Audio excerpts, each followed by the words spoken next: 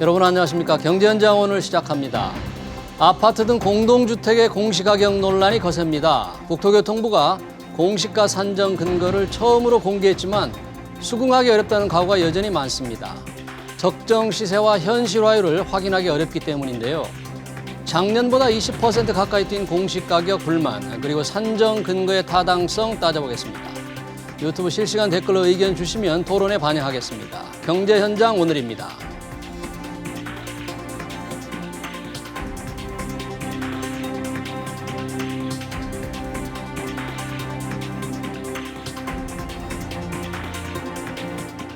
네, 공시가 논란 토론하기 위해서 두 분의 전문가 모셨습니다. 감정평가 학회장인 정수현 제주대 경제학과 교수, 그리고 이재문 창조도시경제연구소장 나오셨습니다. 두 분 어서 오십시오. 반갑습니다. 안녕하십니까. 안녕하세요. 네.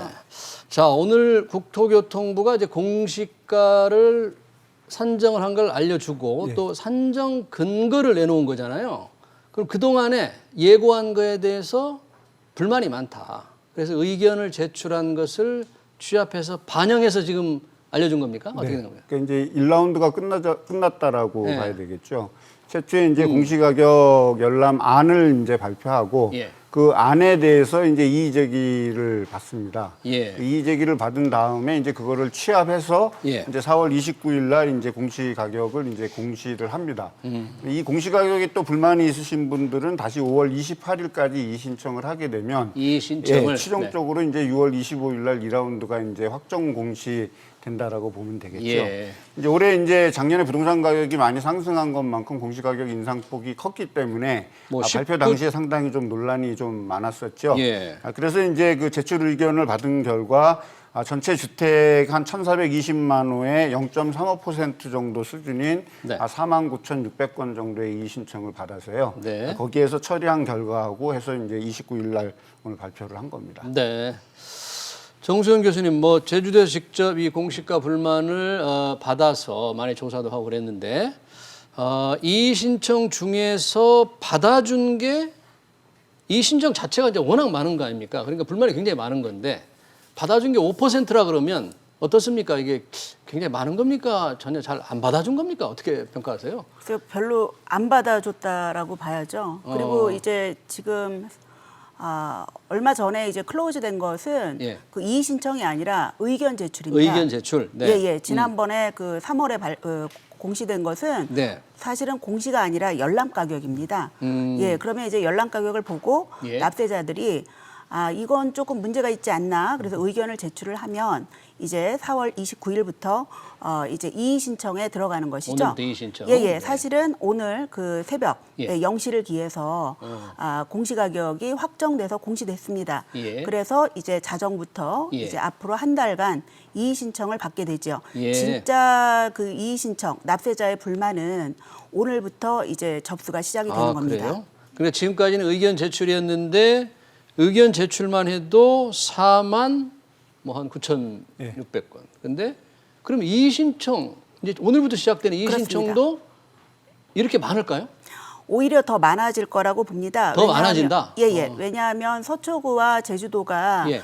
공시가격에 오류가 있다라고 얘기를 한 것이 이제 4월 5일경이기 때문에 예. 그때는 거의 의견 제출이 이제 클로즈 되던 때고요. 예. 지금은 상당히 많은 납세자들이 공시가격에 오류가 있는 것 같다라는 걸 인지한 상태이기 때문에 네. 오늘부터 이제 한 달간은 상당히 이의 신청이 그보다 더 증가할 수도 있다고 봅니다. 그래요? 의견 제출보다 이의 신청이 더 많을까라는데 의견 제출 중에서 보니까 49,600건 중에서 공시가 9억 미만이 오히려 절반 훨씬 넘어요. 64%인데 좀 비싼 아파트 위주로 의견 제출이 많을 줄 알았는데 어떻게 이렇게 좀 9억 미만도 굉장히 많았어요? 아무래도 이제 최근에 주택 가격도 좀 오른 상황에서 사실 우리나라 전체 주택을 놓고 봤을 때에는 네. 공시가격 6억 원 이하 주택이 전체 주택의 한 92.1% 정도 차지하고 있습니다. 물론 공동주택이죠. 예. 그다음에 이제 9억 원 초과되는 경우에 이제 한 3.7%인데 예. 의견 제출은 이제 어떻게 보면 9억 원 초과의 아파트들이 더 많았죠. 예. 많았고 이제 6억 원 이하의 주택들도 이제 뭐 한 0.15% 정도 이제 신청이 된 걸로 이제 나와 있는데요. 예, 예. 이제 그것들 의견들 중에서 이제 실질적으로 의견 조정이 이제 어떻게 보면 조정률이 이제 한 5% 정도밖에 안 되는 거죠. 예, 예. 5% 정도밖에 안 되는데 이제 이걸 우리가 좀 반대 해석을 해본다라면 예. 상당히 그 열람안에 대해서 이제 발표가 나왔을 때부터 이게 상당히 논란이 많았고 예. 공시 가격 제도의 어떤 적정성서부터 어떤 산정 기준의 어떤 이런 부분들에 대한 어떤 말이 논란이 많았던 거에 비해서는 네. 저는 사실 의견이 조금 작았다라고 이렇게 생각을 합니다. 의견 제출이 작은 편이다? 그러니까 이제 그 전체 기준으로 봤을 때 0.35% 정도밖에 안 됐기 때문에 이게 예를 네. 들어서 10%나 20% 정도가 이렇게 나왔다면 예. 진짜 국민들이 공시가격에 대해서 오해가 크고 이 제도 자체의 문제성이 너무 크겠다라고 네. 이렇게 생각을 하지만 예. 실질적으로 이제 신청한 거는 0.1%가 안 되는 어떤 기준이 있었기 때문에 예. 그 기준을 놓고 봤을 때는 이제 최근에 주택 가격이 많이 오른 지역, 그러니까 예. 6억이니 9억이니 중요한 게 아니고 예. 가격이 낮더라도 주택 가격이 많이 급상승한 지역을 중심으로 이제 이의 신청이 좀 많이 접수되지 않았나 이렇게 생각을 하고 예. 있습니다. 자, 그러면 오늘 국토교통부가 발표한 이 공시가격 확정된 거 말고 그동안의 공시가격이 워낙 이제 불만이 많았는데 그 불만을 달래기 위해서 몇 가지 산정 근거를 내놨잖아요. 뭡니까? 이게 어떤 의미가 있는 겁니까? 이 산정 근거가. 예, 그 지속적으로 사실은 한 2년 전부터 예. 그 산정 근거를 밝혀달라, 예. 공시가격 제도의 투명성 네. 확보 차원에서 그 많은 시민사회 단체와 정치권에서 계속 요구를 했죠. 그래서 사실 그 이미 작년에 세종시의 경우에는 예.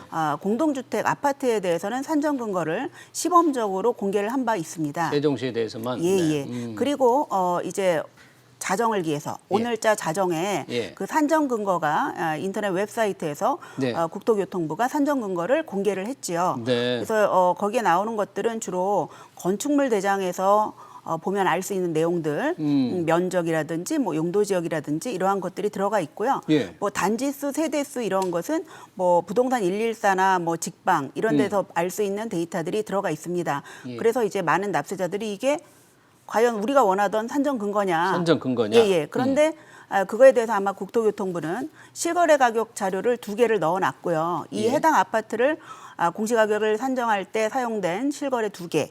그다음에 한국부동산원이 만들어서 발표하고 있는 테크 시세라는 게 있습니다. 예. 그래서 그러한 것들을 넣어서 그것을 산정 근거라고 밝혔으나 예. 일단은 KB 시세가 빠져 있고요. KB 시세가 빠져 예, 예. 있고. 즉 이해 충돌의 문제를 피해 가려면 예. 민간에서 만든 부동산 시세를 넣어야 되는에도 불구하고 네. 그것은 이제 사용을 하지 않았고요.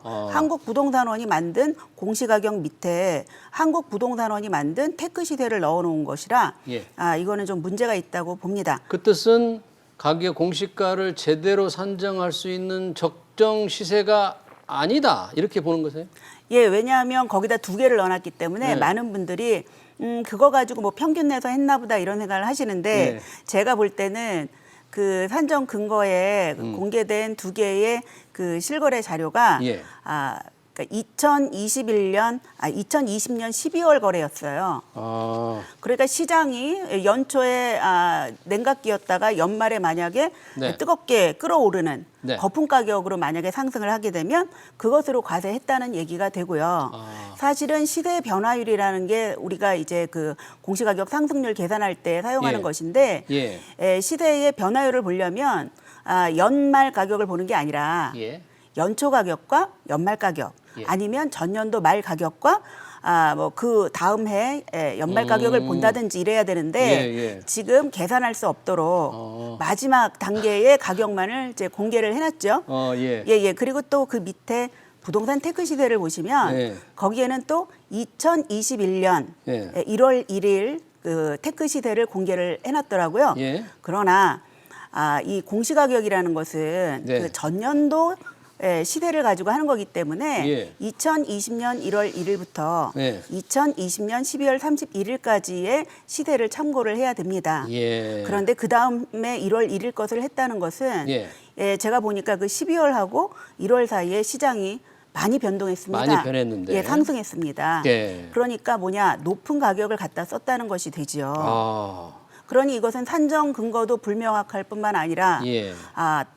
뭐랄까요 타당하지 않다. 타당하지 않다. 예. 전국에 예, 말씀하시죠. 타당하지 않다는데 지금 산정 그러니까 근거의 제가- 중요한 적정 시세가 제가 생각했을 땐 그렇습니다. 이 공시가격 특히 이제 공동주택에 대한 어떤 공시가격의 평가는 예. 한국감정 그러니까 지금 부동산원으로 이름이 바뀌었지 않습니까? 네. 부동산원에서 전체를 관장하고 있습니다.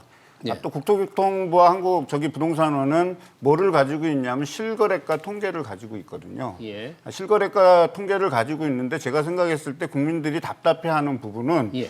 그 뒤에 있는 저는 변수라고 보거든요. 뭡니까, 그거? 현실화율 플러스 알파가 도대체 뭐냐? 현실화니 공시가 현실화일 예. 기준이 뭐냐? 예, 그렇죠. 그러니까 전년도 말 부동산 가격의 시세, 실거래가를 얘기하는 거죠. 실거래가 곱하기, 예. 그 다음에 현실화율, 몇 직전 연도의 퍼센트로 현실화율 하더냐. 곱하기 플러스 알파. 이게 이제 공시가격을 구하는 거거든요. 근데 이미 공시가격의 플러스 알파는 작년에 정부에서 발표를 했습니다. 공시가격 현실화율에 의해서 예. 앞으로 이렇게 하겠다라는 예상 시그널을 발표해서 예. 2020년에는 69.0% 공동주택의 현실화율을 예. 말씀드리는 겁니다. 전망치지만 예. 그다음에 2021년에는 70.2% 예. 올해 발표된 공시가격 현실화율이 70.2%로 발표가 됐거든요. 예. 그렇다면 이거를 근거로 해서 앞으로 2022년도 그렇고 계속 발표될 수 있는 그 부분들이 주택가격이 6억이냐 9억이냐에 따라서 3%포인트 인상할 거냐 아니면 3에서 6% 구간에서 인상할 것이냐에 대한 어떤 그런 부분들은 예. 이미 예고가 돼 있기 때문에 예. 공시가격 산수출에 대한 가격 책정 기준이 불투명하다라는 거는 조금 너무 이렇게 제가 생각했을 땐 조금 많이 앞서간 것 같고요. 단지 이제 그 기준이 예. 그 부분이 이제 명쾌하게 설명이 돼야 되는데 이미 정부는 발표했으니까 그건 여러분들이 찾아보세요라고 하는 저는 그런 태도가 사실 좀 못마땅하거든요. 근데 그 그렇다더라. 현실화율이 예. 발표됐지만 이게 어떤 일률적으로 투명하게 적용되는 겁니까? 아파트 단지마다 이렇게 좀 자의적으로 적용되는 그런 의심을 하는 사람도 있는 것 같은데. 예, 사실은 국토부 발표에 의하면 네. 현실화율은 전국적으로 올해 1.2% 적용돼야 됩니다. 그러니까 작년에 69. 작년보다 올해의 현실화율이 70.2%인데 그게 예. 1.2% 증가한 거거든요. 작년에 1.2% 비해서. 요? 네. 예. 그러니까 현실화율은 1.2%입니다. 그런데 이것을 가지고 그러니까 개별 세대별로 적용을 해보면 예. 1.2% 상승이 아닌 것 같습니다. 그런데 그거에 대해서 명확하게 국토부는 얘기를 해주지 않고 있고요. 그러니까 정 교수님, 그러니까 1.2% 1년 전에 비해서 일률적으로 상승하는 게 그렇습니다. 맞는데 예. 아파트마다 이게 달리 적용되는 것 같다. 네네. 그리고 실제로 국토교통부가 이제 그 언론 매체들과의 예. 인터뷰한 거를 보면 뭐라 그랬냐면 현실화율이 집집마다 달라서 그걸 공표하면 다 개별적으로 공개하면 혼란이 온다라고 이미 인정을 했죠. 그래요? 그럼 현실화율이 들쭉날쭉하다는 걸 인정한 꼴이 되는데 그럼 국토교통부가? 글쎄 저는 그렇게 해석을 좀 하지 않았거든요. 어떻게 이게 이제 해석하십니까? 뭐냐면 그 현실화율을 우리가 1.2%포인트라고 얘기하는 건 저는 평균치라고 보는 거거든요. 평균, 근데 이제 우리가 네. 봤을 때 전국에 한 1,420만 호의 주택의 가격이 다 틀립니다. 예. 가격이 틀리고 어느 지역은 부동산 가격이 많이 폭등한 지역이 있는 반면에 예. 어느 지역에서는 부동산 가격이 전혀 움직이지 않은 데도 있고 오히려 부동산 가격이 떨어진 지역도 있을 거라는 거죠. 그러니까 그런 부분으로 있을 때에는 획일적 잣대를 대기는 어렵죠. 근데 내변적으로 들어가게 되면 예. 마이너스가 된 지역도 있을 거고 플러스 보합을 유지하는 데도 있을 거고 네, 지금 네. 서울이나 이런 데 세종시처럼은 78% 이상이 올랐지만 78% 오른 세종시 지역에 우리가 평균화 현실화율을 적용해서 1.2%밖에 작년보다 안 올렸어. 그러면? 전혀 납득이 되지 않죠. 거기에 따르는 저는 설명이 좀 부족하다라고 좀 보는 거고요. 평균 1.2% 해야 되는 포인트. 제 생각은 좀 다릅니다. 달라요? 전 이게 좀 설득력 있어 보이는데 왜냐하면 어떻게 그 지금 말씀하시는 건 네. 현실화율하고 그 시대 변화율을 좀 혼동하시는 것 같습니다.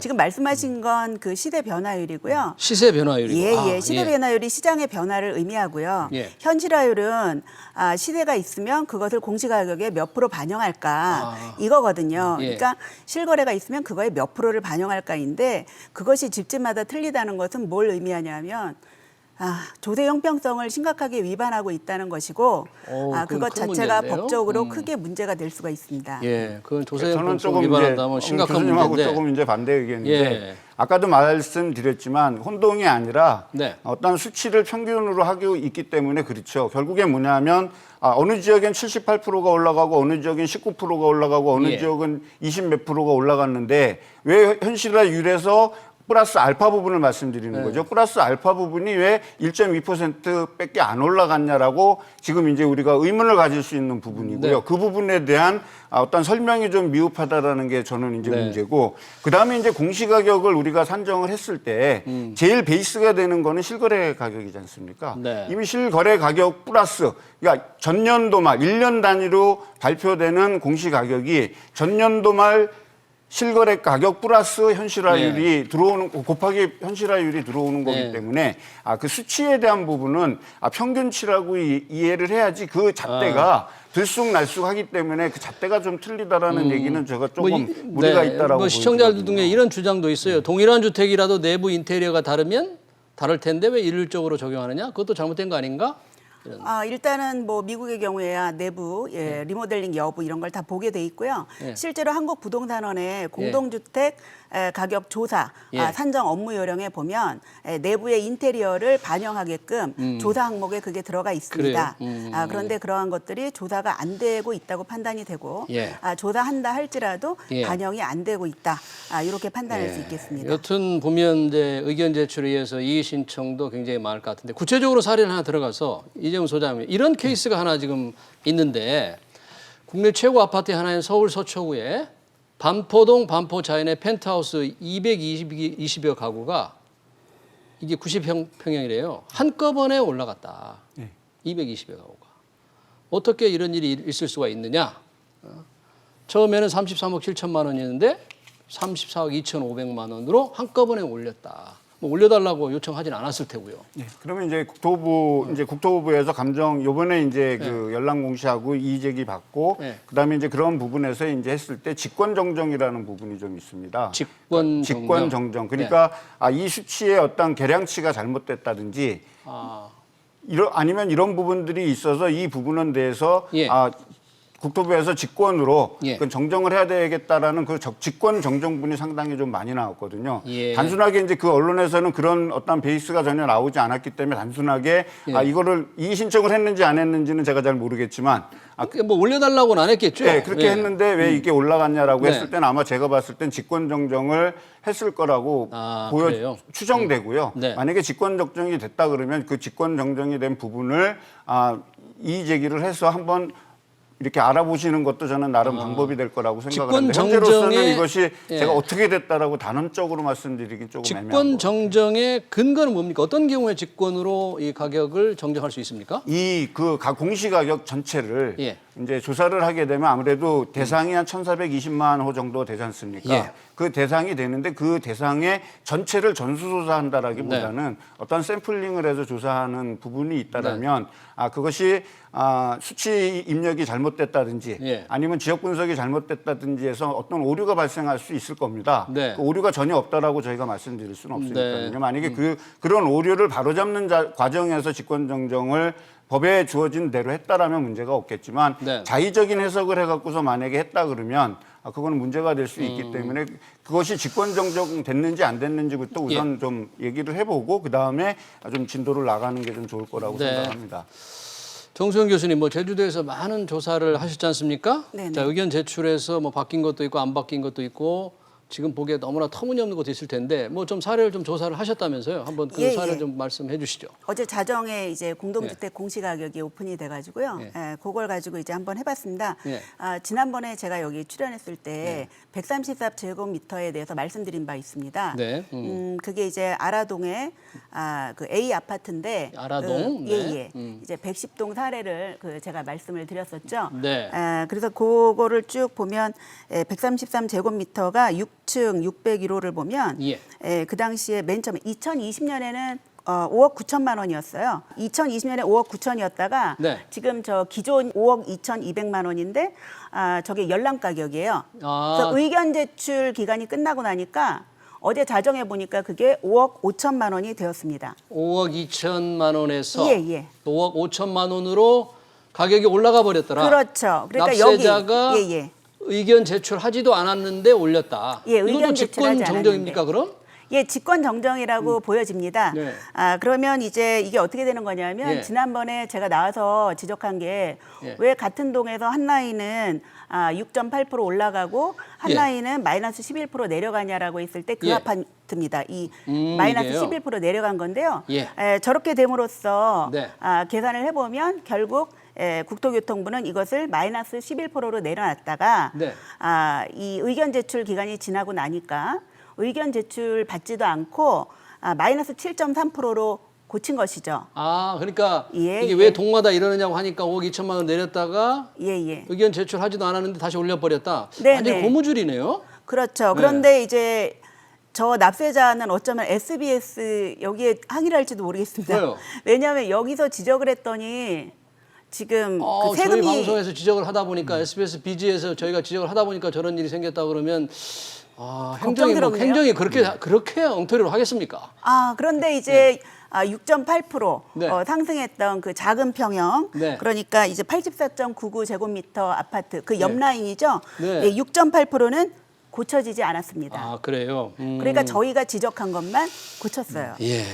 그러니까 이게 지금 14라인인가 23 라인에서 33평하고 52평 맞습니다. 기준에 대해서 네, 맞아요. 그거 네. 올라갔다고 예, 말씀하셨잖아요. 네네네. 그래서 제가 또 그러면 네. 이 산정 근거를 열어봤습니다. 예. 601호가 그러면 어떤 이유로 이렇게 경정을 했다 산정 이게 근거, 있는지. 예. 그런데 보셨어요? 그러한 어떻게 돼 것들은 있어요? 없었습니다. 예? 산정 없었습니다. 없었어요? 예, 그런 내용은 없고요. 전혀, 그런 내용 없고. 예, 그냥 주변에 단지 환경, 주변 환경, 뭐 어디까지 뭐 학교까지의 거리라든지 이러한 것들을 보고 적정하게 산정했다라고 돼 있기 때문에 납세자분께서는 만약에 이 방송을 못 보셨다면, 예.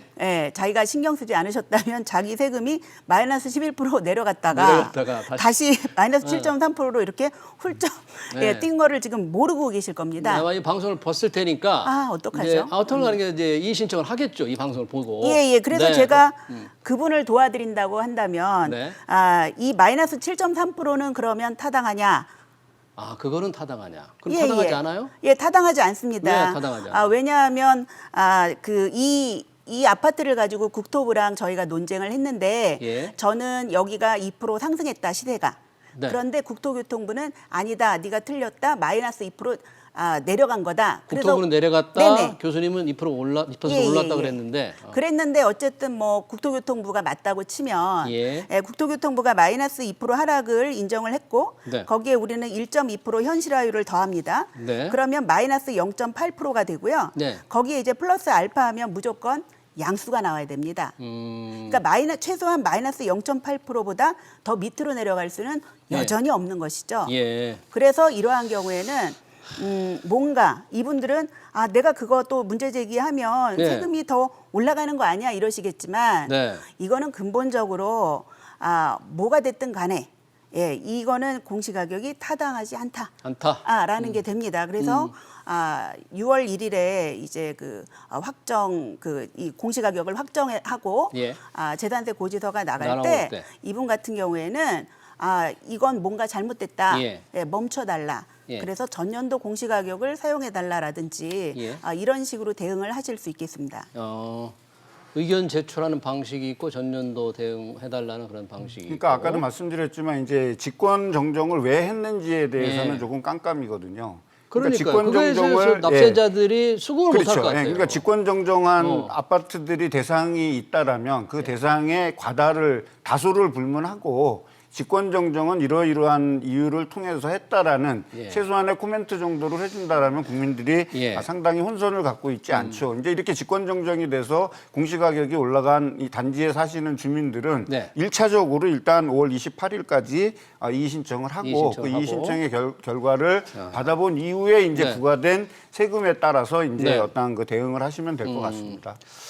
여튼 산정 기초 자료가 엉터리다. 이런 불만이 여전히 높기 때문에 그래서 이 공시가격 조사 권한을 제주도도 지금 제주도로 달라 이런 겁니까? 그렇습니다. 직접 우리가 하겠다, 제주도 지자체가 하겠다? 예. 저희는 일단 공시가격을 현장 조사를 빠뜨리지 않고 일단 하고 싶고요. 예. 그리고 지금처럼 이런 제가 지금 여러 가지 그 비율을 가지고 퍼센트 가지고 얘기를 했잖아요. 예.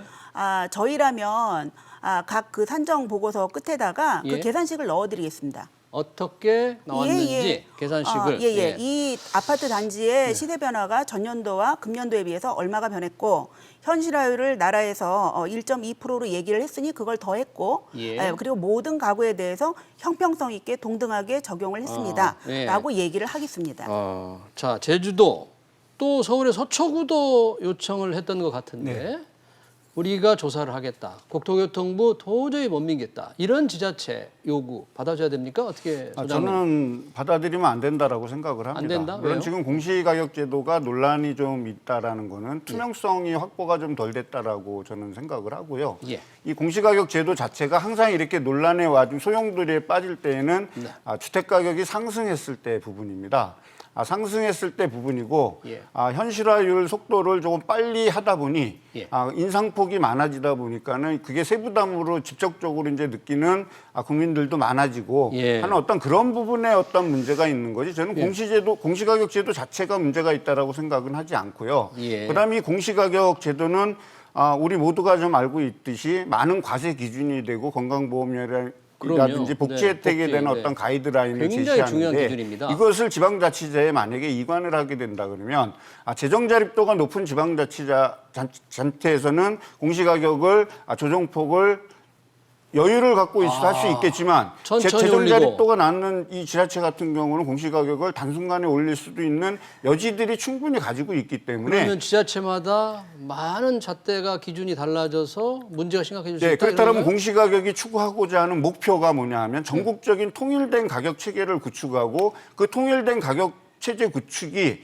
국민의 신뢰를 받고 그것이 가이드라인이 된다라는 거를 이걸 지자체에서 이관을 하게 된다라면 그거는 저는 더 많은 혼선이 올 거라고 보기 그래요? 때문에 지금 많은 논란이 되고 예. 있는 투명성 확보와 그다음에 산출 근거 이런 거는 저는 충분히 바뀔 수 있다라고 생각을 하거든요. 예. 그래서 이거를 좀 제도화하고 예. 그다음에 이의 신청 제도를 좀 더 폭넓게 해서 거기에 따른 어떤 가격의 적정성 여부라든지 하고 또한 최근 논란되고 있는 공시가격 현실화율을 속도를 조금 조정할 필요가 있다라면 그 속도까지 좀 조정을 해서 예. 국민이 납득할 수 있는 제도로 다시 거듭나야지. 그래요? 이것이 근본적인 수술을 해서 지자체로 일관한다라 이거는 좀 문제가 더 많을 거라고 저는 예. 생각을 합니다. 정수영 교수님, 방금 우리 이재문 소장이 말씀하신 지자체마다 달리 이렇게 해버리면 세금이나 복지제도의 기준이 너무 달라지지 않느냐 하는 그 걱정은 어떻게 보세요?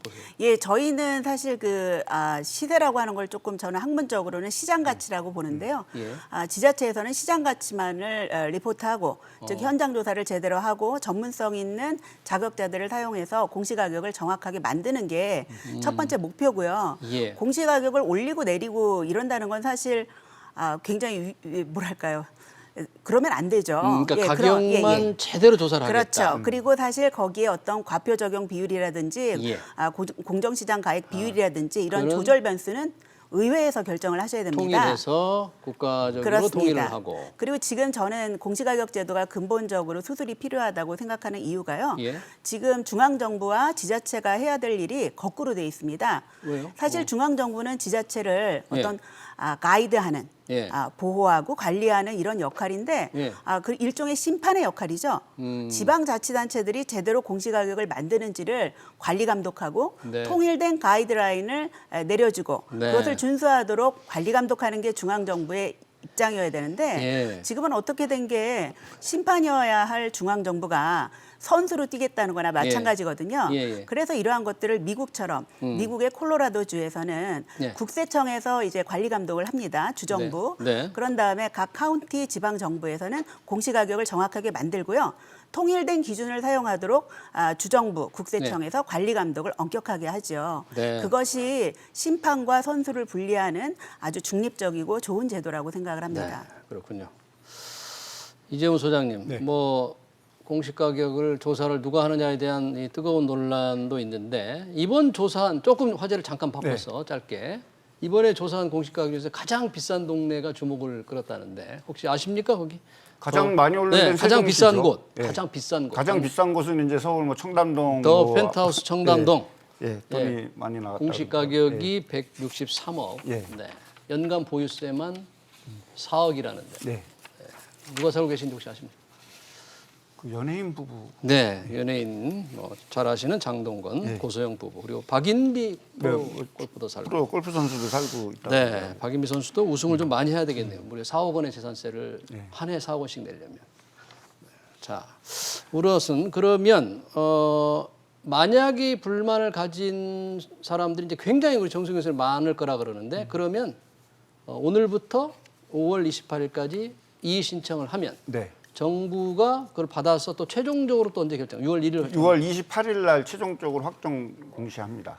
6월 28일. 네, 그러면 이의 제기가 예. 받아들여졌는지 안 받아들여졌는지 그 전에 이제 아실 수 있을 거고요. 예. 이제 세 부가는 이제 6월 1일 기준으로 이제 산정하지만 이의 제기 신청이 있을 때에는 네. 만약에 그 가격이 변경됐다 그랬을 땐 변경된 가격으로 재부과가 될 거라고 보여집니다. 네, 알겠습니다. 전국적으로 조사한 공시가격에 대한 불만 많은 토론이 있었습니다. 네, 두 분의 교수님 정수연 제주도 경제학과 교수 그리고 이재문 창조도시경제연구소장이었습니다. 고맙습니다. 두 분. 네. 네, 감사합니다.